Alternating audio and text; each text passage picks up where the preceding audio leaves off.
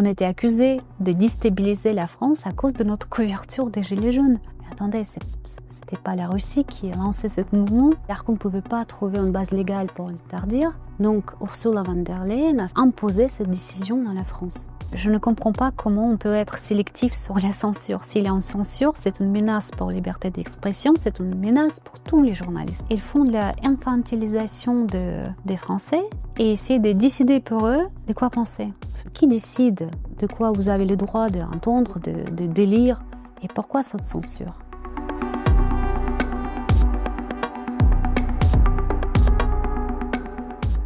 Alors, le 21 janvier 2023, la chaîne RT France fermait définitivement. Dans son livre Banni, publié chez Fayard, sa présidente Ksenia Fedorova raconte les derniers instants de la chaîne et livre son analyse de cet événement. Donc, j'ai le plaisir de la recevoir. Bonjour Ksenia Fedorova. Bonjour. Alors, pour commencer cet entretien, vous refaites parler de vous dans l'actualité, dans les médias. Alors, je vais citer quelques termes, pas très élogieux malheureusement. Lady Propagande, le diable s'habille en Pravda, chaîne russe qui diffuse ce que lui murmure le Kremlin. Est-ce que vous comprenez les mots utilisés pour vous définir et est-ce qu'ils ne montrent pas que le sujet est encore extrêmement sensible aujourd'hui ? Déjà, pour les mots qui sont utilisés vis-à-vis de moi, c'était toujours les cas. C'était pas juste après 2022. En fait, c'était déjà en 2017, quand je suis venue en France, quand on a lancé notre chaîne. Et les articles qui en fait étaient écrits sur moi avec les titres assez extraordinaires, je me suis dit mais qu'est-ce qui se passe en fait ? Pourquoi les journalistes français réagissent comme ça ? Je suis venue faire un média, j'ai embauché plus qu'une centaine de journalistes français avec les cartes de presse, mais même avant la diffusion de la chaîne RT France, on était déjà ciblés et en fait marqués comme une chaîne de propagande. Moi, je pense que il y a un problème qui existait bien avant le 2022, il existe toujours, c'est la façon comment les paysages audiovisuels français, pas seulement audiovisuels, mais aussi les médias écrits, voient déjà voient la Russie, mais aussi voient les gens qui osent parler de choses différemment. En fait, si vous êtes un expert qui donne un point de vue différent de ce qui est diffusé sur les plateaux télé mainstream, généralistes, tout de suite, ces journalistes décident de vous discréditer. Parce que votre voix et votre idée sont différentes de ceux qui ont l'habitude de dire et d'attendre. Donc oui, je pense qu'il y a un problème, et ce problème, ça vient exactement de cette cercle de journalistes qui ne posent pas les questions et qui sont pas capables de, malheureusement, et je ne veux pas généraliser, évidemment, il y a des journalistes bienveillants qui sont ouvertes à points de vue divers, mais en général, c'est plutôt la grande majorité, ils n'osent pas de réfléchir contre eux-mêmes, ils n'osent pas donner la parole à voix différentes. Donc voilà, c'est leur façon de liabiliser, de marquer les gens. Et pour moi, comme je suis russe, évidemment, je suis tout de suite un agent de Kremlin, un propagandiste. Et la point de vue russe aujourd'hui, après 2022, franchement, c'est hyper compliqué de l'entendre en France et en Europe en général. Alors, on va parler maintenant d'RT France. Donc, le 27 février 2022, l'Union européenne a pris la décision de bannir RT France. Un an plus tard, la chaîne a cessé d'émettre. Avec le recul, est-ce que vous pensez qu'il y avait un scénario possible où RT France aurait pu continuer à vivre dans cette période actuelle ? Dans un monde démocratique, évidemment, c'est impossible d'imaginer qu'un média peut être interdite pour sa ligne éditoriale. Il faut que je précise que RT France n'était jamais sanctionné par l'ARCOM, c'est ça à l'époque. Donc en fait, on était... Vous avez été sanctionné une fois.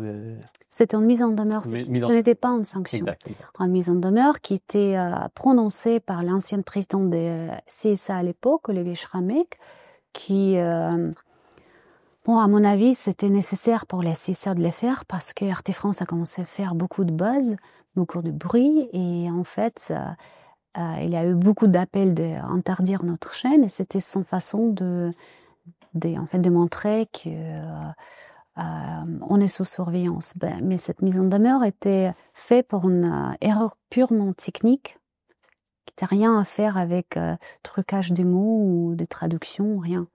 Donc, pour revenir à ce que je disais, je pense que, évidemment, un point de vue différent dérange beaucoup. Alors, il y a la question du point de vue, mais il y a aussi la question du financement, quelque part, parce que qu'est-ce que vous répondez à ceux qui considèrent qu'en temps de conflits larvés, alors la France n'est pas en guerre avec la Russie, mais on peut parler de conflits larvés, en tout cas diplomatiques, ça puisse poser question qu'un État avec lequel vous êtes en conflit finance une télévision sur votre propre sol national. C'est l'un des arguments d'ailleurs que reprend Frédéric Tadei quand il explique pourquoi il a quitté RT France. Oui, je comprends. Pour Frédéric Tadei, je pense qu'il a bien senti l'ambiance en France. Mais en fait, si on suit ces logiques, pourquoi CNN n'était pas arrêté quand les États-Unis sont envahis Irak, par exemple?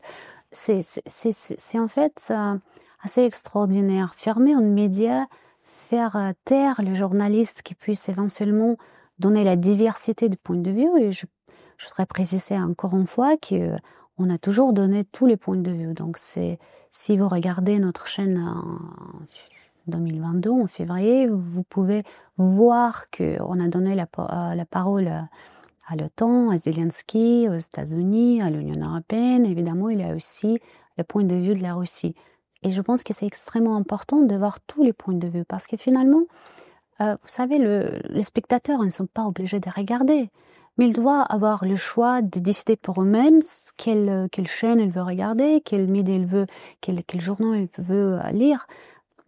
Qui décide de quoi vous avez le droit d'entendre, de lire, et pourquoi cette censure? La France n'était pas, et toujours n'est pas officiellement en guerre avec la Russie. Et c'était que RT France qui était fermée. Finalement, on a eu le conflit entre Israël et Gaza. Est-ce que vous avez vu les chaînes interdites sur ces conflits? Moi, je n'ai pas vu.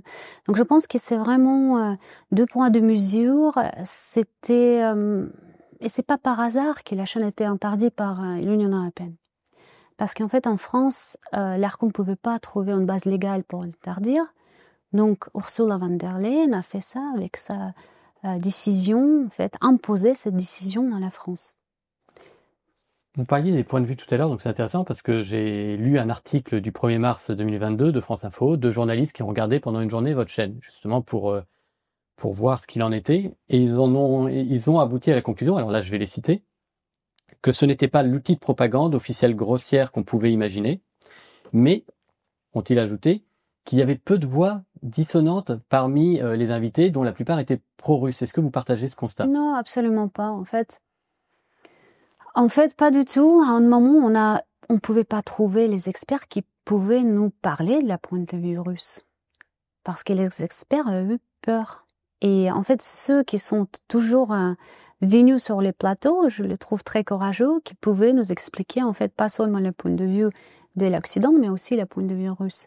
Ah non, je suis pas d'accord, mais malheureusement, quand il s'agit de France Télévisions, il y a évidemment une ligne éditoriale très claire et très précise. Il suit la direction de... Bon, il répète le point de vue de l'État. Et je pense qu'il manque d'équilibre. Pas seulement sur ces sujets-là, mais sur beaucoup de sujets. Donc non, je ne suis pas d'accord, évidemment. Comment a été vécue justement cette entrée en conflit, oui, cette guerre, quel que soit le mot qu'on utilise, entre la Russie et l'Ukraine au sein même de la rédaction d'RT France? Bon, si votre question est comment on a vécu ces jours avant qu'on ait été interdit, parce qu'en fait on était interdit assez vite après le début de l'opération, c'était hyper compliqué parce qu'en fait les journalistes de RT France étaient harcelés par les experts sur les plateaux télé mainstream, ils ont reçu les messages de haine. On était sous beaucoup de pression parce qu'on a déjà compris qu'il y a une forte chance que notre chaîne sera interdite. Les journalistes sont inquiétés évidemment, mais ils ont continué de travailler, de faire leur job. Et en fait, c'est ça ce qui est très important de dire parce que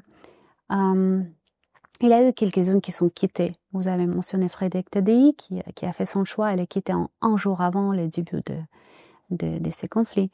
Donc déjà, la pression était trop forte, je pense, pour Frédéric. Il ne voulait pas continuer. Après, il y a eu les journalistes qui sont restés parce que ils ont fait toujours le bon job, le bon travail, et ils ont continué à le faire jusqu'à la fin. Donc la pression était énorme, mais je pense qu'il y a aussi cet espoir qu'on peut toujours trouver une solution et garder en vie notre chaîne nous a fait continuer. Mais oui, c'était hyper compliqué pour tous. Et vous parlez tout à l'heure de la pression sur les journalistes d'RT. C'est vrai qu'il y a eu des menaces de mort. C'était extrêmement violent sur les réseaux sociaux. Je suis sur les réseaux sociaux, donc n'importe qui était à l'époque pouvait voir en effet qu'il y avait des termes et des attaques vis-à-vis des journalistes qui étaient parfois d'une extrême violence. Est-ce que vous êtes sentis comme des citoyens de seconde zone pendant cette période? C'était un peu toujours les cas, vous savez, même avant le conflit en Ukraine, notre chaîne était discriminée par Emmanuel Macron, déjà pendant sa campagne électorale, on ne pouvait pas avoir l'accès à comment dire, GQ, le quartier général, QG, quartier général de son parti. Après, on n'a pas eu l'accréditation à l'Élysée. Regardez, tout ça, ça commençait bien avant. Et je parle de ça dans mon livre, en fait, que la guerre en Ukraine, c'était qu'un prétexte pour nous interdire, mais c'était toujours l'ennui d'Emmanuel Macron et son équipe. On n'a jamais reçu l'accréditation. On était traités comme propagandistes. Moi, je suis russe. Je comprends qu'on chaîne sponsorisée par la Russie, en tête avec une journaliste russe. Mais après, il y a eu plus que centaines de journalistes français avec les cartes de presse qui sont travaillés avant RT France sur plusieurs médias en France, aussi médias connus. Donc, juste comme ça, ils sont devenus propagandistes, mais c'est incroyable. Si on a vraiment fait le propagande ou le fake news, comme Emmanuel Macron a dit, pensez-vous pas que l'ARCOM nous a déjà interdit avant ou sanctionné au moins?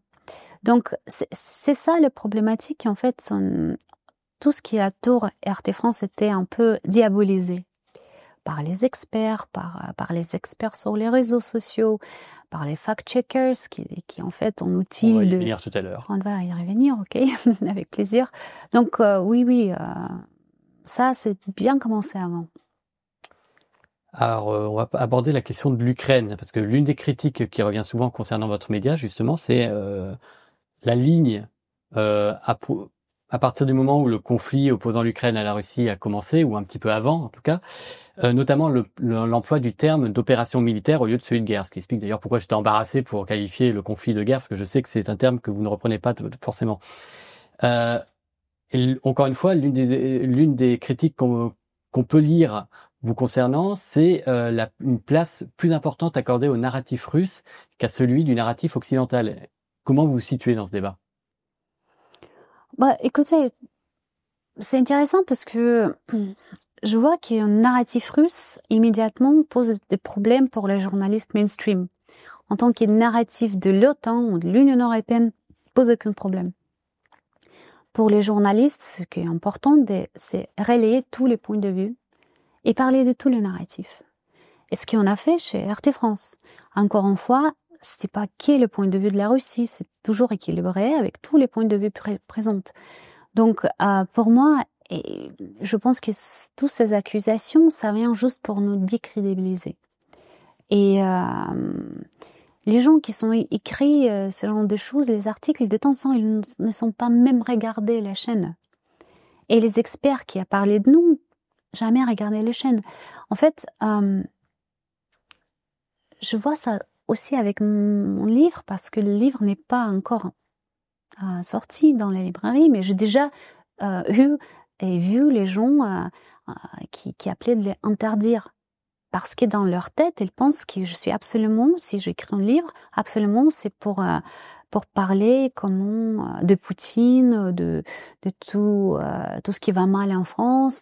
Mais en fait, pas du tout. Ces livres c'est sur la liberté d'expression, sur les choses que j'ai vécues en tant que patron des médias, ce que les journalistes d'RT France ont vécu, et c'est un appel à questionner en fait, et de réfléchir un peu à ce qui se passe avec la liberté d'expression en France.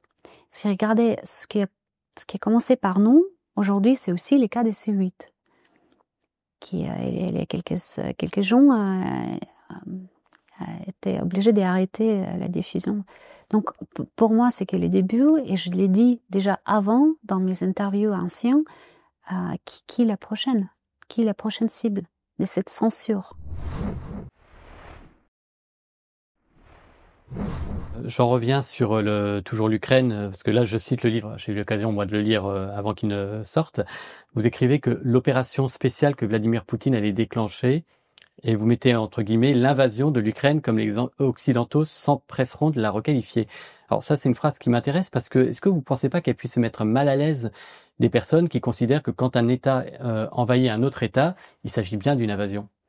Écoutez, évidemment que de point de vue occidental, c'est une invasion, il n'y a pas de question dessus. Mais en fait, il y a plusieurs points de vue. Et le monde devient multipolaire. Par exemple, ce que vous attendez aujourd'hui ici en Europe, vous voyagez par exemple en Asie et le discours sera différent sur le conflit ukrainien. Il m'a beaucoup rapproché ce terme opération militaire spéciale. Mais c'est exactement comme ça l'État russe l'a appelé. Donc en tant que journaliste, on donne cette information, on dit que l'État russe appelle ça opération spéciale militaire. L'OTAN et l'Union européenne qualifient ça en guerre d'invasion. Ça, c'était toujours présent sur les plateaux de RT France. Mais en fait, les attaques et les gens qui nous attaquent, les journalistes qui nous attaquent, ils préfèrent de dire qu'un côté de l'histoire, toujours, pour nous diaboliser. Je pense que on a un peu la même situation avec Crimée. Pour le monde occidental, évidemment, Crimée était annexée par la Russie. Pour le monde russe, c'était pas une annexation parce qu'il y a eu un référendum et c'était une décision des peuples à Crimée d'être rattachés à la Russie. Donc il y a toujours deux côtés des visions, il y a toujours de temps en temps plusieurs côtés. Il faut les regarder pour avoir une grande image. Et je ne pense pas que c'est un problème de parler comment les partis voient les choses, même si c'est très différemment de ce qu'on attend chaque jour. Mais c'est essentiel d'avoir cette information pour essayer de comprendre en fait comment réfléchissent les autres. Parce que si on ne s'attend pas, si on ne discute pas, s'il n'y a pas un échange, évidemment qu'on va finir dans une guerre longue, grande, peut-être mondiale. C'est ça, mais je pense que c'est là où les journalistes jouent un rôle essentiel. Donc, regardez, quand il y a eu une invasion des États-Unis en Irak, tous les médias mainstream sont préparés, en fait, un peu la terre, on peut dire ça, prepare the ground, préparer le terrain.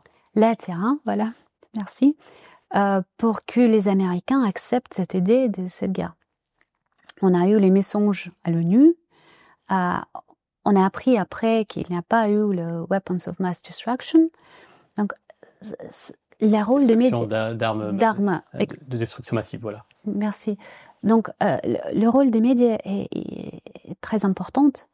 Et je pense qu'on voit un peu la même chose aujourd'hui en France.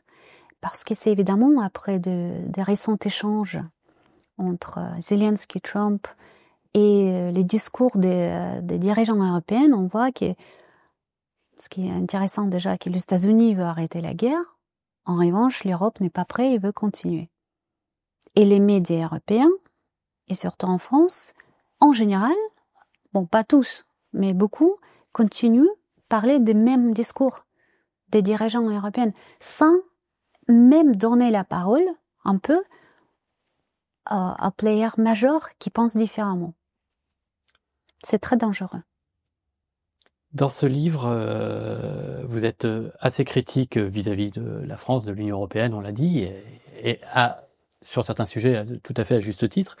En revanche, ce qui, moi, m'a surpris, c'est qu'il n'y a pas de critique émise à l'encontre de la Russie ou de Vladimir Poutine. Pourquoi? Déjà, je suis pas critique vis-à-vis de la France.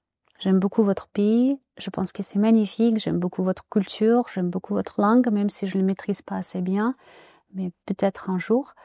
Je parle seulement des choses qui m'arrivaient en France en tant que journaliste. Je parle des décisions qui étaient prises par la France et par l'Union européenne vis-à-vis les journalistes de RT France. On parle de plus que centaines de journalistes qui étaient envoyés à chômage et la grande majorité parmi eux qui ne sont pas trouvés en travail, même toujours. Donc oui, évidemment que je ne parle pas de la Russie, pas parce que je ne veux pas toucher ces sujets, mais c'est parce que ce livre, c'est sur les choses que j'ai vécues, que je vivais, si je peux dire comme ça. C'est peut-être étonnant pour vous d'attendre, mais aussi j'ai jamais vu ce genre de problème. Il me rapproche souvent par exemple, Anna Politkovskaya, mais j'étais encore très jeune même pour regarder cette situation. Il me rapproche les choses, les opposants de Vladimir Poutine, mais attendez, les problèmes, ils sont partout, évidemment. Et les problèmes avec les libertés d'expression, c'est pas seulement en France. Ça existe en Europe, ça existe aux États-Unis, ça existe probablement aussi, mais moi, je ne l'ai jamais vécu. Ce que j'ai vécu, c'est la censure énorme vers les chaînes françaises, avec les journalistes français, qui s'appelait RT France. Donc, pour moi, c'est ça, je raconte mon histoire. Je fais pas une recherche de problèmes dans les pays partout, mais je parle de sujets particuliers, précis, et qui est les choses que j'ai vécues. Sur quelle base Ursula von der Leyen s'est appuyée pour justement fermer RT France? C'est une très bonne question. Sur quelle base? En fait, il n'y a aucune base. Quand on n'était évidemment pas d'accord avec les décisions de l'Union européenne, donc on a lancé une procédure contre eux avec notre avocat.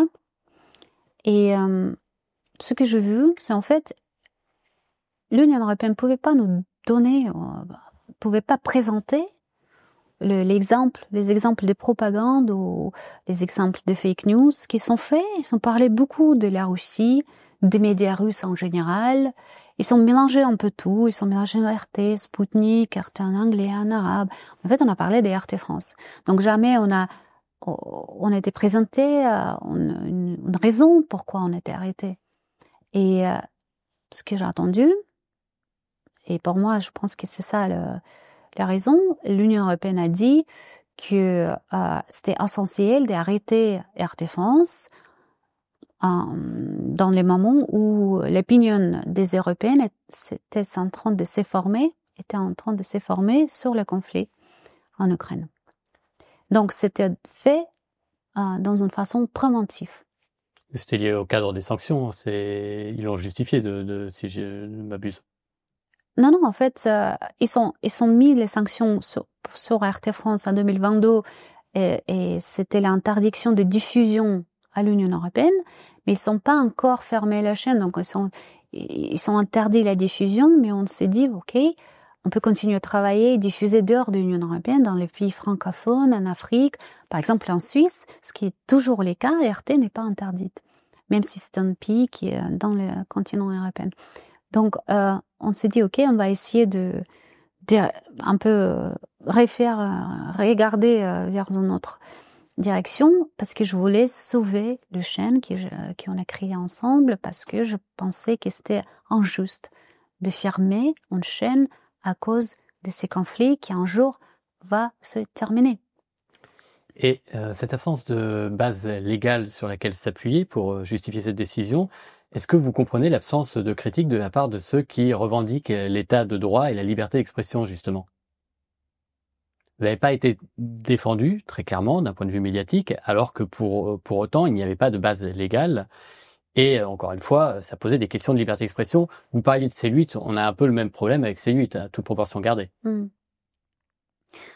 savez, moi je serai un peu trop critique, mais je pense que votre système, déjà, le système judiciaire en France, à mon avis, il est très, comment je peux dire ça sans être trop dur, mais je crois pas c'est assez juste. Je pense que les juges, de temps en temps, prennent les décisions qui sont pas nécessairement les bonnes décisions, mais parce que c'est la situation politique, où ils sont connectés, où quelqu'un les appelé. Ça sent un peu complotiste, mais je peux vous dire que sur les procès qu'on a eu, normalement, qu'on devait gagner, parce qu'on était heurté, on n'a pas gagné. Et ça soit aussi quand RT France était mise en liquidation, c'est les liquidateurs qui est venu et pris les mains. Tout de suite, on a commencé de gagner le procès qui était en cours. Sauf que le liquidateur a décidé d'arrêter le seul procès qui était hyper important pour nous, c'était l'appel pour les procès contre l'Union européenne pour cette censure. Là, il a décidé d'arrêter, donc il n'a pas eu suite. Et moi, je pense que pour revenir sur C8, c'est un peu la même problématique. C'est un groupe qui dérange, qui donne la parole à tous, qui sont probablement pas alliés avec la ligne générale de l'État. Et je veux l'argumentation que voilà, C8 n'était pas interdite, c'est juste, c'était pas prolongé la licence. Mais non, c'est la même chose, c'est la censure n'est pas prolongée sans donner aucune raison. C'est la même chose comme la censure, évidemment. Alors, on parlait de C8, ça m'amène à parler de l'ARCOM. Vous l'avez déjà mentionné un petit peu, mais justement, l'ARCOM ne vous a sanctionné qu'une fois. Le terme n'est pas le bon. C'est pas une sanction, c'est une mise en demeure. Oui, exactement. Pardonnez-moi. Pour un sujet qui absolument n'était pas, on méritait pas une mise en demeure. Peut-être un avertissement. Pour vous, à quel point vous n'avez pas été traité inéquitablement par cette institution? Bah, écoutez, ils ont tout fait pour essayer de nous piéger, pas piéger, rattraper. Piéger, je ne peux pas dire ça, mais j'ai vu qu'en fait, on était surveillés. J'ai vu qu'il y a eu les signalements tout le temps. Il y a eu les tentatives de nous sanctionner. C'est juste qu'on a gagné. Par exemple, l'ARCOM essayait d'utiliser le conflit en Syrie, et comme RT France était une plateforme où on a relayé tous les points de vue et le point de vue de la Russie, évidemment aussi, il y a eu un processus des tentatives de nous sanctionner, mais on a gagné parce qu'on a eu les bonnes argumentations, parce qu'on a montré qu'on a eu l'équilibre nécessaire. Mais c'était compliqué. Et je pense que si c'était pas pour un conflit en Ukraine, je suis sûre que l'ARCOM pourrait continuer à essayer de nous rapprocher quelque chose. Je pense que l'ARCOM joue un rôle. C'est vrai que j'ai entendu que ça s'appelait gendarme audiovisuel français, c'est un peu ça. Et malheureusement, il y a 2 points de mesure. Donc, il y a les chaînes, par exemple, qui le permettent de faire tout ce qu'il veut. Vous savez, les erreurs, la propagande, le manque d'équilibre, mais ça va. L'ARCOM ne réagit pas. Et après, il y a ceux qui sont hyper surveillés et chaque fois signalés et chaque fois ils sont sanctionnés. Donc, je pense qu'il y a 2 poids 2 mesures évidemment, et je trouve que c'est un outil de l'État de un peu corriger les paysages, de contrôler en fait des paysages audiovisuels français. Alors, ce qui est paradoxal, c'est que vous le dites vous-même, finalement, vous étiez extrêmement surveillé par l'ARCOM. Donc, ça aurait dû jouer un rôle, finalement, pour vous défendre. C'est-à-dire que être autant surveillé et ne jamais être sanctionné, avoir une seule mise en demeure, finalement, c'est bien la preuve que votre chaîne, ce que disaient d'ailleurs nos confrères de France Info, que je citais tout à l'heure, n'était pas l'outil de propagande que l'on voulait absolument qu'elle soit. Oui. C'est pas faux, mais je pense que c'était pas du tout l'intérêt de l'ARCOM de nous protéger ou de protéger les journalistes. Un peu comme, vous savez, les syndicats, qui étaient en grande déception, et je parle de ça dans mon livre également, les syndicats des journalistes qui, normalement, est censé de protéger les journalistes. Moi, j'ai pas vu ça. Alors justement, ça tombe bien, c'était ma prochaine question, voyez-vous, vous l'anticipez. Vous avez été surpris par le manque de solidarité de vos confrères et justement de ces syndicats. On peut parler également de l'ONG Reporters sans frontières, dont vous dressez un portrait assez peu flatteur, à vrai dire. Mais je suis désolée, mais c'est les cas. Ils sont pris. En fait, ils sont devenus très politiques, tous ces organes. Je pense les syndicats aussi, qui normalement sont censés essayer de nous aider, de prolonger en fait la vie de notre chaîne pour que le journaliste puisse continuer à profiter leur salaire, leur travail. Mais en fait, il n'a pas eu aucun soutien. La solidarité des journalistes, ça n'existait pas en France du tout. J'ai vu ça avec Arte France, je vois un peu la même chose avec C8. Franchement, ça m'a fait mal au cœur parce que je ne comprends pas comment on peut être sélectif sur la censure. S'il y a une censure, c'est une menace pour la liberté d'expression, c'est une menace pour tous les journalistes, pas seulement ceux. Parce que la problématique, c'est que j'ai l'impression que les journalistes pensent qu'il y a que leur point de vue qui a le droit d'exister. En fait, il y a cette fermeture il n'y a pas un esprit ouvert pour les points de vue différents et pour les vrais débats.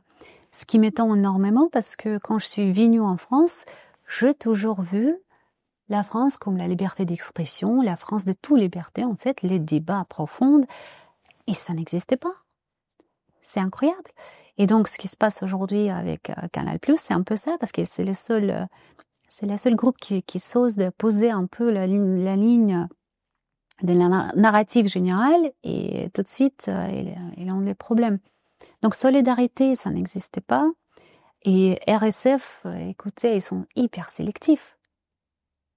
Hyper sélectifs. Donc, si il s'agit de critiquer la Russie, évidemment, ils sont là pour critiquer 1000 fois la Russie pour le manque de liberté d'expression, etc. Mais par exemple, quand les journalistes russes sont tués en Ukraine, pas un seul mot des côtés des RSF pour condamner les morts des journalistes. Parce qu'il y a les bons journalistes et les mauvais, vous voyez. Et c'était un peu la même chose avec Arte France. Je me souviens les choses extraordinaires. Notre équipe était arrêtée à la frontière avec la Pologne par les Polonais et je pense qu'RSF a pris 6 ou 7 heures pour réagir après plusieurs lancements de notre côté pour dire vous condamnez pas qu'il y a des journalistes qui sont arrêtés parce qu'ils étaient là pour faire leur job, la couverture d'événements, de news. Et pour moi, ils sont tous connectés. Moi, encore une fois, ça peut attendre un peu comme complotisme, mais de ce que j'ai vu, ils sont tous un peu dans les mêmes cercles. Et c'est hyper dangereux parce que c'est comme, vous voyez, vous avez les médias qui parlent une chose, les organisations autour d'eux qui parlent la même chose. Vous avez les fact-checkers, on va y revenir, qui parlent aussi dans le même sens. Vous avez Wikipédia qui l'utilise pour corriger donc l'information sur les experts ou les événements. Tout ça pour garder cette idée de quoi les Français ont le droit d'attendre. Donc c'est comme ils font de l'infantilisation des Français et essaient de décider pour eux de quoi penser en fait. Et quelle news à regarder, qu'ils ont les droits de regarder. Alors, on parle de fact-checker, même si je compte l'aborder plus tard, je vais quand même aborder justement un article de fact-checking vous concernant. C'était c'était par rapport justement à la période 2017 où Emmanuel Macron vous accusait de colporter des rumeurs à son sujet. Et donc j'ai trouvé un article de Check News, donc la rubrique de fact-checking, vérification de frais vérification de faits de Libération. Alors qui montre qu'en effet vous n'aviez pas relayé de fake news concernant Emmanuel Macron et que tout au plus vous avez relayé des rumeurs sur, je les cite, la proximité supposée entre Macron et le groupe SFR Presse. Alors pourquoi ces articles qui ont plutôt eu justement, qui vous sont plutôt finalement favorables, n'ont pas trouvé plus d'écho ? Honnêtement, je n'ai pas lu cet article. J'ai arrêté de lire Libération presque depuis le début parce que j'ai vu qu'ils sont pas justes. Mais je peux vous dire que je pense qu'il s'agit des réseaux, des partages des articles. En fait, quand il y a un article qui sort, si on regarde, on voit un peu les mêmes comptes sur les réseaux sociaux qui commencent à les partager. Et donc, s'il y a quelque chose qui va pas dans la ligne et dans les idées de ces gens, de ces acteurs, ils ne partagent pas, c'est tout. Alors cet article me permet d'aborder la question d'Emmanuel Macron et de la Macronie qui vous avait manifestement dans l'œil. Vous avez été fortement attaqué, notamment lors de la venue de Vladimir Poutine à Versailles en mai 2017. Est-ce que vous pouvez nous raconter ce qui s'est passé et comment vous l'avez vécu? Moi, je parle en détail de ce sujet dans mon livre, pour ceux qui veulent acheter et qui s'intéressent de ça. Mais brefement, je peux vous dire que mon idée, c'est hyper compliqué d'avoir l'accès à cet événement. Parce que, comme je dis, Emmanuel Macron, son équipe n'a jamais donné l'accréditation à RT France et journalistes de RT France. Donc, j'étais obligée de demander les accréditations auprès des services de presse de Vladimir Poutine. Heureusement que je l'ai reçu. Et mon idée, c'était en fait d'interroger président Macron pour demander si et comment on peut en fait régler cette situation avec les journalistes de RT France qui n'ont pas l'accréditation. À ces moments, quand je suis arrivée à Versailles, dans ma tête, je pensais toujours que c'était une erreur, que peut-être il était mal informé, qu'il a pensé qu'on a relayé les choses qu'en fait on n'a jamais relayées. Et il nous a rapproché de relayer les sujets de Macron Leaks, on n'a pas fait, des avis privés, on n'a pas fait. Donc je me suis dit absolument, il doit y avoir une erreur. C'est impossible qu'un média quand même, avec journalistes français, avec carte presse, sont tardés. Et comment j'étais naïve, parce que je pensais que là, je vais poser les questions, il va me dire quelque chose comme bon, si vous faites votre travail proprement, il n'y a pas une raison pourquoi vous n'êtes pas accepté, accrédité. Bon, sa réponse était hyper violente et ça m'est tout de suite devenu clair que notre futur, notre vie sera très compliquée. Parce que quand vous avez un président de la République qui dit que vous n'êtes pas les journalistes mais les propagandistes, etc., évidemment que tous ceux qui l'entendent pensent un peu la même chose. Et j'en avais pas tort, on n'a jamais reçu l'accréditation pour les ministères des Affaires étrangères. Tous les ministères étaient fermés pour nous. Toutes les institutions qui étaient alliées ou qui avaient peur de nous accréditer à cause de ces mots, c'était les cas. Donc notre travail était difficile, on a été discriminés parce que le président de la République a choisi nous comme cible. En préparant cet entretien, j'ai remarqué beaucoup d'articles vous concernant, notamment sur la partie des gilets jaunes, sur le traitement des gilets jaunes. On vous critique beaucoup pour avoir couvert cet événement. Et certains, on parlait de complotisme, c'était un petit peu de cet acabit, vous accusent d'avoir voulu déstabiliser Emmanuel Macron en jouant sur les braises des gilets jaunes. Que répondez-vous ? Qu'est-ce que je peux répondre? C'est ridicule d'essayer d'accuser une chaîne pour un mouvement qui était absolument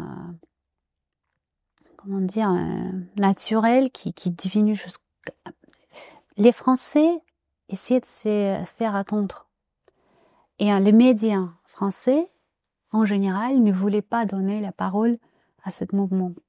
Pour moi, en tant que journaliste, j'ai vu que c'est impossible de ne pas faire la couverture de cet énorme événement parce que c'était chaque samedi et c'était incroyable de ne pas faire. Je mentionne dans mon livre aussi qu'il y a eu une meeting, un rendez-vous avec l'ARCOM, le CSA à l'époque, et l'ARCOM a invité, les patrons des chaînes pour parler des gilets jaunes.